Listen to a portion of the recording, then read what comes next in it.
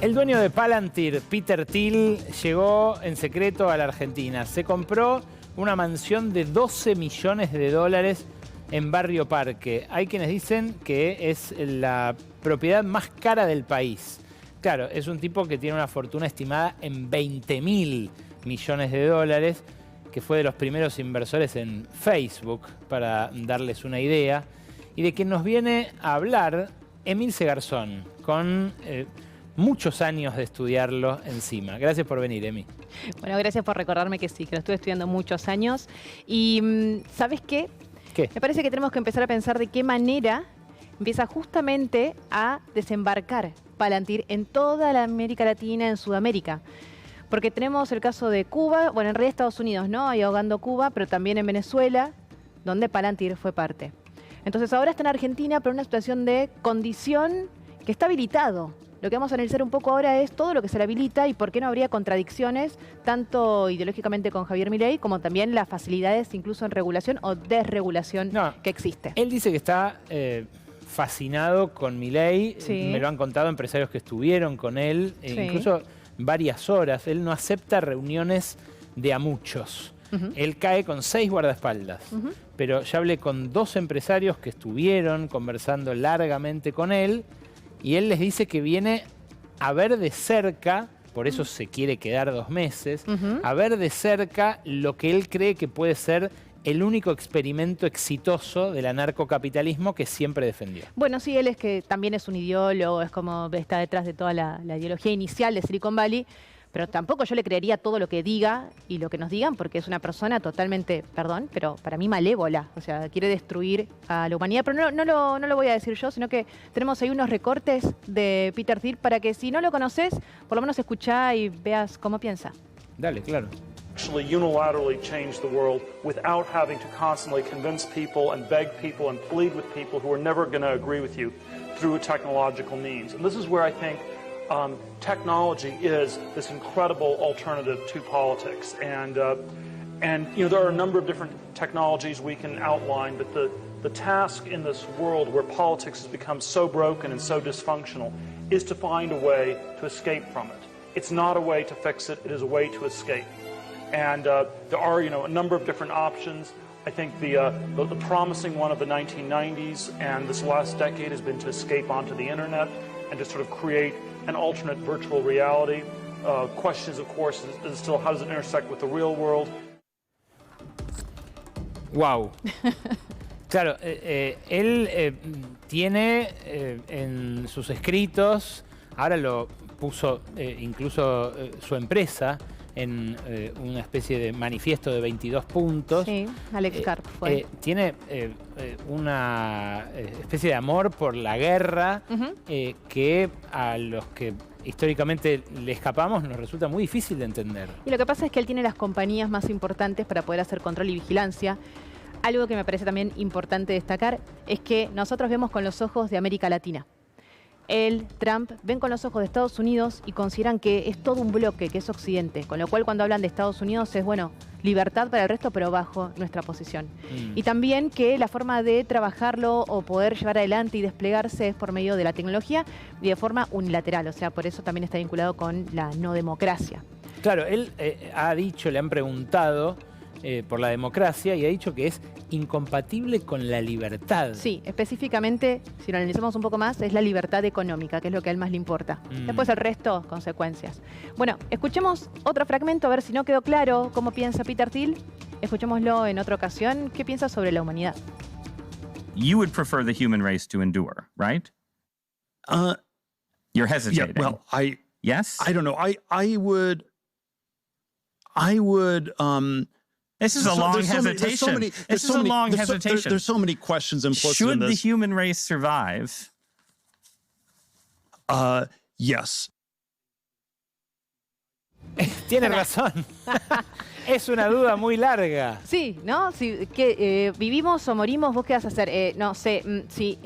Y después habla del transhumanismo y demás. Esto fue con el New York Times, que se hizo viral justamente porque llamó la atención que la respuesta era muy sencilla. O sea, Sí. ¿sobrevive la humanidad? Sí. Claro, vos lo decís al pasar porque estás familiarizada con estas lecturas, pero transhumanismo remite al flash de los magnates tecno por cargar su cerebro en un servidor, subirlo a la nube, implantarse pedazos de cosas. Medio cyborg, ¿sí? Claro. Y toda cualquier cuestión trans, no. O sea, cuando decís, bueno, transhumanismo y cambiar tu cuerpo, si es algo del lado más de diversidades, no.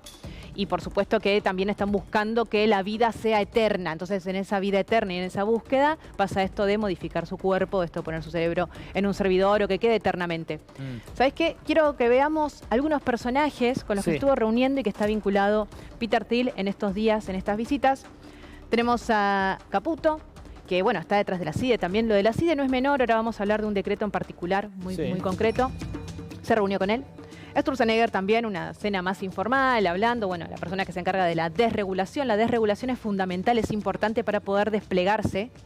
La desregulación es una forma de regulación también, ¿eh? Es como cuando se dice, no es político, no. Desregular es una forma de regular a favor de. Acá tenemos la mesa que repasamos antes en la Casa Rosada, donde teníamos también a Matías Van Tienen, que lo nombré antes, vinculado con Persona y Roblox. Está la motosierra. Y tenemos a Patricia Bullrich, que ¿por qué la traje? Bueno, en el 2024 Peter Thiel estuvo acá, no hay asegurado que se reunió con Patricia Bullrich, pero sí Ariel Garbarz, que es alguien que trabaja en la UTN, comentó que le habían delegado a Patricia Bullrich todo lo que tenía que ver con Palantir. ¿Por qué? Patricia Bullrich, recordemos, ciberpatrullaje. Sí. ¿Cómo se hace? ¿Qué pasa en el mundo de ciberseguridad cuando escuchábamos ciberpatrullaje? Decíamos, bueno, no hay plata para que lo pueda llevar adelante. No se puede gestionar, no tenemos la infraestructura. Pero con Palantir ahora sí tendríamos esa infraestructura. Y alguien más que figuraba recién era Darío Genua, que está a cargo de innovación y tecnología y que recientemente en un summit lo que dijo fue que las inversiones para que lleguen tienen que suceder a partir de una desregulación, o sea que todo pase. Ahí, ¿qué es lo que tenemos? Desregulación y regulación a favor de, y tenemos la reforma laboral, por supuesto, que si lo pensamos a nivel plataformas, cuando hay una reforma de este estilo, es que todo lo que tiene que ver con el mundo del trabajo, la economía de las plataformas, que aunque parece que no tienen jefe y que hay flexibilidad y autonomía, en realidad son los algoritmos que están bajando lógicas de cuánto se le va a pagar. Así como hablábamos de los precios dinámicos, hay forma también de pago dinámico a los empleados, que no son empleados efectivamente, sino que los tratan como socios, pero tienen mucha más libertad. También tenemos glaciares. Ahora vamos a los glaciares, pero cuando a él le preguntan si quiere que la humanidad sobreviva o no, venían, según entiendo, de una conversación en torno a la inteligencia artificial, el posible reemplazo por robots de muchos trabajos, de muchos oficios.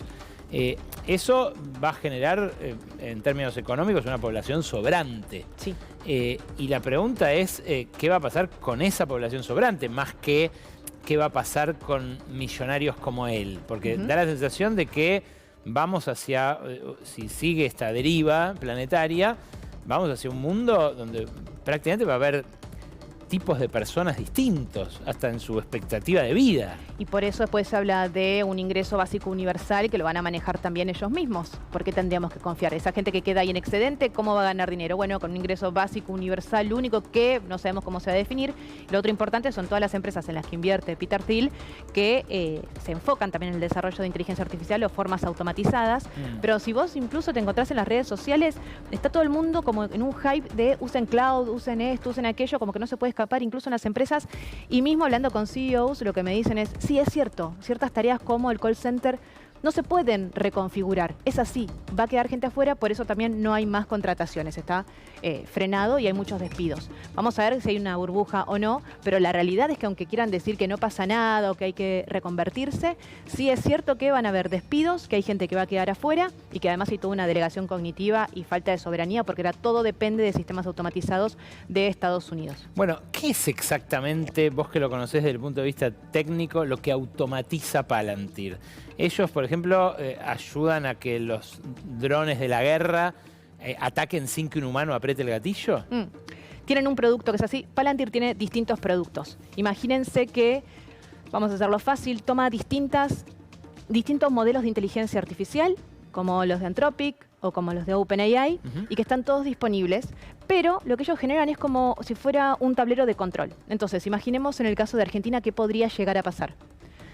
Resulta que hay un DNU que modifica la ley de inteligencia en Argentina, y hay un artículo, que es el artículo 15, que dice que distintos organismos, desde RENAPER hasta ARCA, Ministerio de Justicia, tienen que unificarse, tienen que compartir información. Hoy no tenemos esa tecnología. Entonces, ¿qué podría llegar a pasar? Se junta toda esa data y esto funciona como una interfaz, que recuerden que es de armado militar, para poder definir patrones e incluso para poder predecir. Entonces, en esa predicción, yendo a la parte de la guerra, lo que podía llegar a pasar era que, teniendo imágenes satelitales y comportamiento previo, podían hacer mucho más dirigido el objetivo vinculado con un dron. De hecho, Anduril, que en algún momento lo hablamos acá en un especial de guerra, Anduril es la empresa que tiene los drones y que son drones kamikazes que asesinan, también Peter Thiel invierte en esa empresa. O sea, todo el ecosistema tecnológico, SpaceX, Airbnb, Spotify, son todas compañías, Facebook lo mismo, en donde él está vinculado, y son todos sistemas de vigilancia. ¿Se entendió más o menos qué puede pasar? Sí, y es escalofriante. Es real. Lo que pasa es que uno piensa en una inteligencia artificial y todavía piensa en hacer una pregunta al celular. No piensa en este tipo de agentes automatizados que... bueno, parece ser el último grito en estas plataformas. Yo te pregunto, ¿son de fácil o posible aplicación en Argentina estas tecnologías del control? Porque vos me hablabas de la ¿cómo es? Del ciberpatrullaje de Bullrich. Y era muy precario. De repente agarraron a un tuitero que insultaba al presidente, ¿no? Sí. Bueno, estuve preguntando también qué posibilidades hay con especialistas en la parte de software, digamos. Básicamente lo podrían hacer por etapas, lo podrían hacer con información que ya esté disponible, y mismo si quisieran no tendría que pasar por muchas fases de aprobación.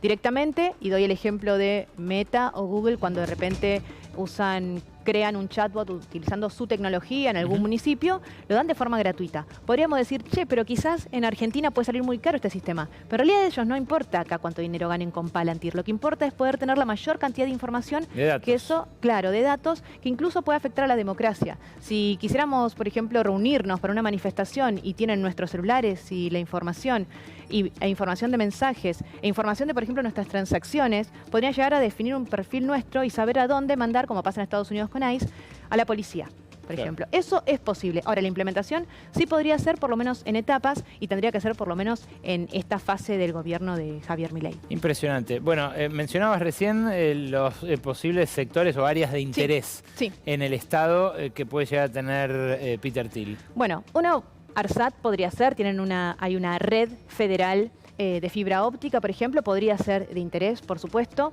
Y el otro que podría ser de interés tiene que ver con la energía atómica, específicamente desde la Comisión Nacional de Energía Atómica, donde se desarrollaba también el ala del CAREM, que está frenado. Pero era una pregunta como, ¿les puede interesar realmente, sí o no? Justamente dentro de Founders Fund, que es esta empresa que tiene él para hacer financiación en distintas startups, resulta que hay una marca que es esta, General Matter. General Matter es una compañía en la que invirtió $50 millones dentro de un plan que tiene Trump, que se llama Manhattan 2. El plan, o Manhattan Beach, tiene esos dos nombres. El plan Manhattan, o el proyecto Manhattan, es el que estaba vinculado con el desarrollo de la bomba atómica.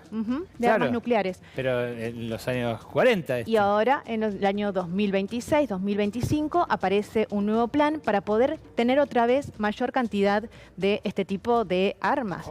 Entonces, como están alineados y tienen una vinculación ideológica directa, Peter Thiel pone dinero en esta compañía que pretende cuadruplicar el nivel de producción. ¿Y ahí qué es lo que pasa? Yo no lo sabía, y me parece que es importante que tengamos en cuenta que hay un montón de infraestructuras críticas que tenemos en Argentina. Yo particularmente lo digo, quizás ustedes en su casa lo saben, yo no lo sabía. Acá hay enriquecimiento de uranio. Se reactivó en el 2025, ahora para el 2026. Un lugar interesante para lograr ese objetivo, Manhattan, es Argentina también, por este punto en particular. Claro, hay reservas de uranio que por ahora no se explotan, pero están ahí y que incluso pueden activarse en cualquier momento. ¿Qué otra cosa hace en Latinoamérica, Palantir? Bueno, vamos a nombrar algunas. Por ejemplo, en Ecuador hay un acuerdo muy importante entre transacciones, comportamiento que tiene la gente para llevarlos a la cárcel. En Brasil hay acuerdos con privados, no con el gobierno, pero sí con privados. Y lo mismo también en Colombia. en el 2012 también empezó un acuerdo muy de forma opaca. Bueno, en Brasil la Suprema Corte de Justicia le puso un freno a Elon Musk en su momento, Sí, ¿no? sí, es el único país, pero también que tiene la potencia por la cantidad de usuarios con las que cuenta. Por eso es Claro. muy importante que los distintos países que tenemos menos usuarios o menos poder nos empecemos a unir. Y algo más que es de color, que son experimentos reales que empezó a hacer Peter Thiel o que puso dinero. Este es uno que se llama Próspera, que sucede en Honduras. Próspera básicamente responde a estas ciudades-estado que no tienen regulación, que manejan su propia moneda. Sí. Pero este caso en particular, que es del año 2017, manejaba Bitcoin, cripto, y resulta que tenía su propia regulación. El presidente que estaba en ese momento lo aprobó como una zona económica especial para esto. Luego la siguiente que siguió dijo esto es inconstitucional, la Corte Suprema dijo esto no va más. Pero un detalle para que vean la locura y cómo piensan experimentos es que acá habían pruebas genéticas y eso era lo que molestaba mucho a la comunidad científica y se frenó. Ahora, ese lugar, que es una isla que se llama Roatán, que está en Honduras, sigue y tiene sus propias lógicas, o sea, no frenó rotundamente. Después también tenemos otros lugares, lo vamos a ver ahora en pantalla, que son estos lugares artificiales donde pueden vivir personas también con sus propias reglas, como una tecnoutopía, donde estén, por ejemplo, en este caso, en aguas internacionales y que no estén de acuerdo en el país en el que viven. Entonces, por ejemplo, el que veíamos al principio era uno que era para gente que estaba en Cuba, con mucho dinero, por supuesto, y que podía ir ahí. Y por último, también les quiero comentar, esto es una maqueta de lo que contaba recién, pero hay otro caso que se llama Praxis, donde intentaron hace unos meses... Pará. Es un Porque montón, ¿no? esto es un montonazo. No lo podemos pasar por alto. ¿Esto es una isla un país isla flotante? Sí, eso es un boceto de la isla Está flotante. bien, pero ese es el flash que está teniendo Peter Thiel. De Sea Standing Sea. Hay varias personas, entre todo el transhumanismo, la vida eterna y demás, está esto de manejar